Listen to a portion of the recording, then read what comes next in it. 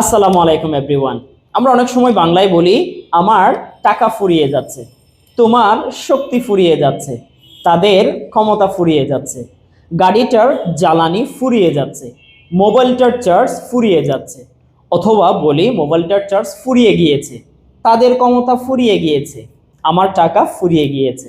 তাহলে চলেন এই বাক্যগুলোকে আমরা ইংলিশে বলার জন্য চেষ্টা করব। এই বাক্যগুলোকে বলার জন্য ফুরিয়ে গিয়েছে বা ফুরিয়ে যাচ্ছে এই কথাটা বলার জন্য ইংলিশে একটা ওয়ার্ড ব্যবহার হয়, সেটা হচ্ছে রান আউট। আমরা রান আউট দিয়ে বাক্যগুলো মেক করার জন্য চেষ্টা করব। তাহলে চলেন কয়েকটা এক্সাম্পল নিয়ে ফেলি। যদি বলি আমার টাকা ফুরিয়ে যাচ্ছে, I am running out of money. I am running out of money. তোমার শক্তি ফুরিয়ে যাচ্ছে। You are running out of energy. You are running out of energy. তার ক্ষমতা ফুরিয়ে যাচ্ছে। He is running out of power. He is running out of power. তাদের খাবার ফুরিয়ে যাচ্ছে। They are running out of food. They are running out of food. গাড়িটার জ্বালানি বা তেল ফুরিয়ে যাচ্ছে। The car is running out of fuel. The car is running out of fuel. মোবাইলটার চার্জ ফুরিয়ে যাচ্ছে। The phone is running out of charge. The phone is running out of charge. সময় খুব দ্রুতই ফুরিয়ে যাচ্ছে। Time is running out very quickly.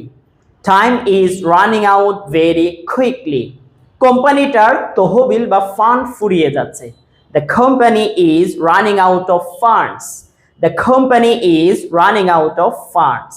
আমরা যদি অলরেডি হয়ে গিয়েছে বা ইতোমধ্যে হয়ে গিয়েছে কথাগুলোকে বলি, তাহলে আমরা সাধারণত প্রেজেন্ট পারফেক্ট টেন্স ইউজ করে বলি, অথবা আমরা স্পোকেনের ভাষায় আই হ্যাভ ডান লেসন ব্যবহার করে বাক্যগুলোকে বলতে পারি। আর আই হ্যাভ ডান লেসন বা প্রেজেন্ট পারফেক্ট টেন্স ব্যবহার করলে অবশ্যই আমাদেরকে হ্যাভ হ্যাজ নিয়ে আসতে হয় এবং ভার্বের ডান ফর্ম ব্যবহার করতে হয়, অথবা ভার্বের B3 ফর্ম আমরা ব্যবহার করে থাকি। তাহলে যদি বলি আমার টাকা ফুরিয়ে গিয়েছে, I have run out of money. I have run out of money. গাড়িটার তেল ফুরিয়ে গিয়েছে। The car has run out of fuel. The car has run out of fuel. কোম্পানিটার তহবিল ফুরিয়ে গিয়েছে। The company has run out of funds. The company has run out of funds. তাদের খাবার ফুরিয়ে গিয়েছে।